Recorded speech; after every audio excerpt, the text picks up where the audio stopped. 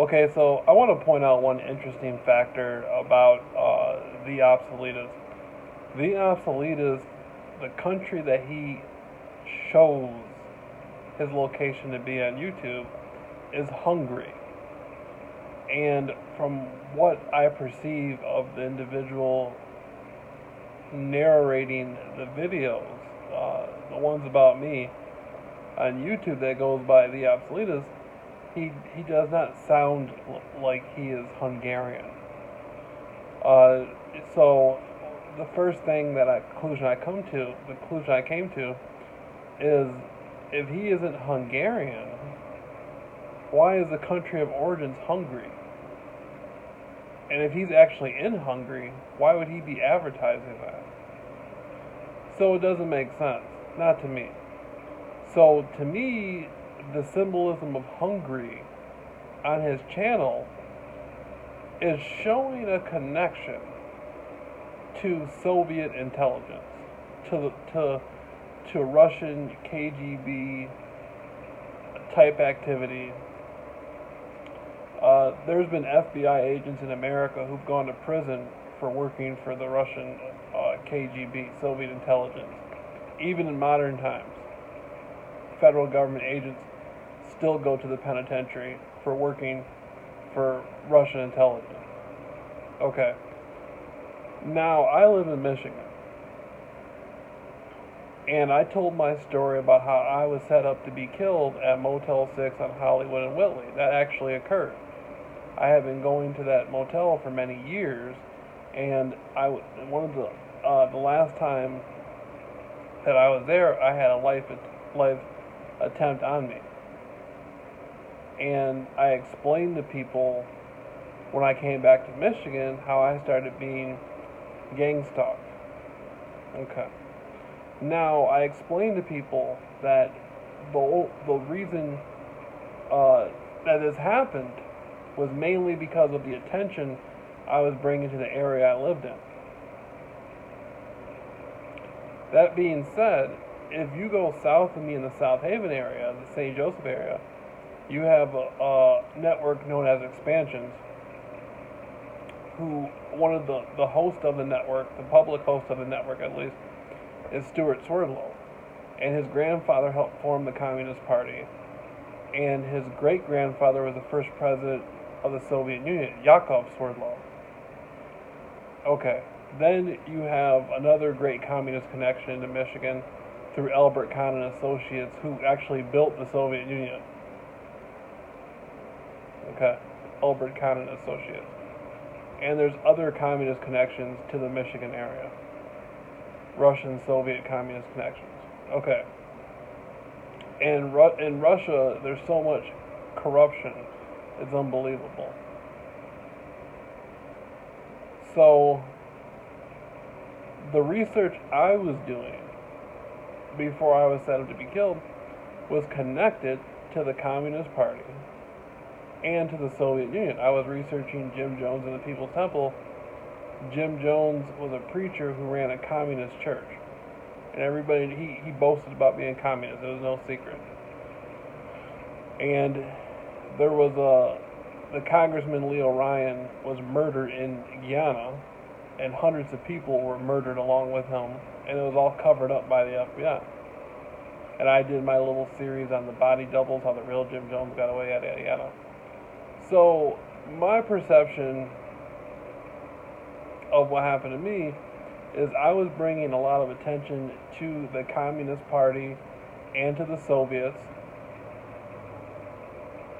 The work I was doing was more government related. If anybody had any real reason to do harm to me, it would have been either the FBI or Soviet intelligence.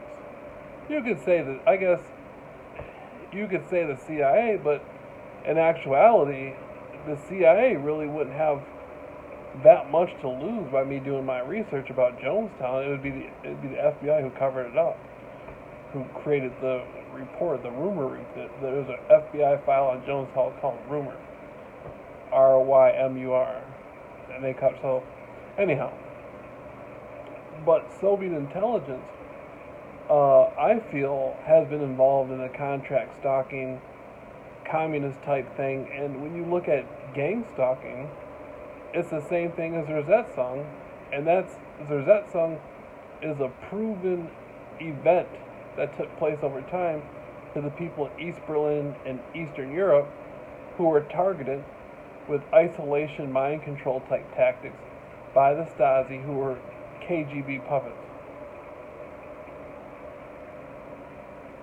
So, from my perception, the corruption that's occurred to me in this area is definitely connected to Soviet FBI activity. They could not be doing it without the help of the federal government. That's number one. Because you see postal trucks involved in this, there's police officers involved in this, and the federal government, Homeland Security, is involved in it. Okay? And there's been a lot of cases of government corruption dealing with Soviet intelligence, Russian intelligence. In today's world, we don't say the KGB, we say the SVR. Same thing still. And if you look at what the Soviets were working on with the woodpecker signal, radiation weapons, they were doing gang stalking in Russia, like back in like the 30s. So, that being said, there's other connections into Soviet KGB activity in America. One of them being the no-buy spy.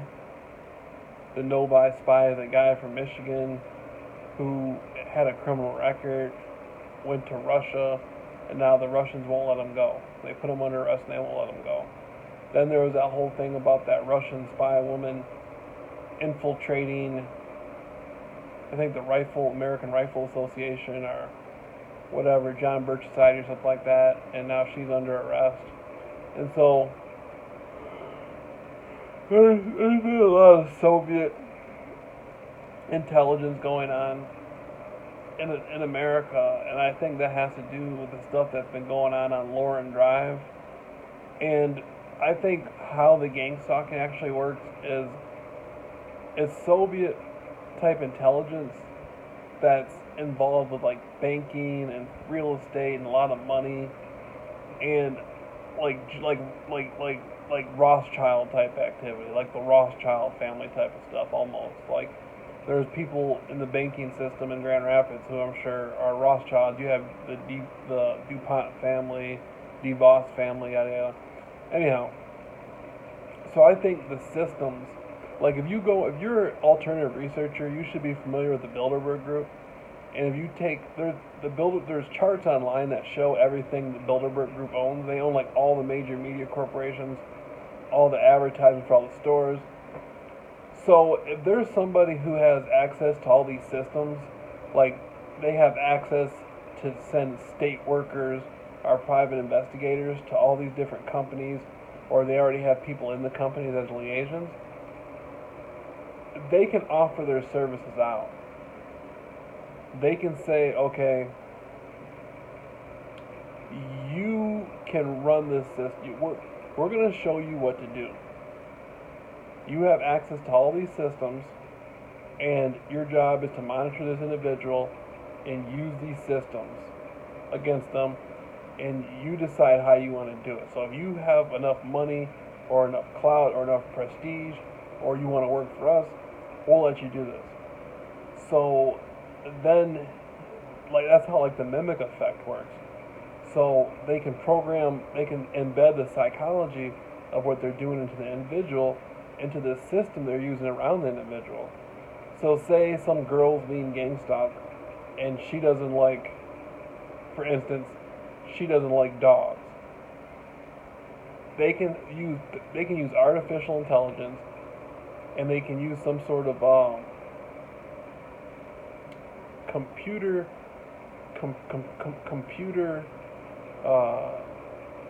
signals system to signal other software and other systems, and they can say, they can program the system to present to this girl dogs. So all the rental trucks, like trucks that have logos with dogs in it, people wearing shirts with dogs, yada yada, that's going to be targeted towards the person. And that's what happens when people are being gang stalked. Nevertheless, a lot of people ask me, you know, why would anybody want to do all this to you? I don't know. But between this obsoletist character, what's happened to me in this neighborhood, me being framed for a crime I didn't commit. I mean, that's pretty serious to be framed for a crime you didn't commit. That's pretty fucking serious. To sit in jail for a year for something you didn't even do, and you were being harassed. People don't realize how serious that is. That you have people that went into a courtroom and blatantly, knowingly lied to get somebody convicted of a crime they did not commit. You know.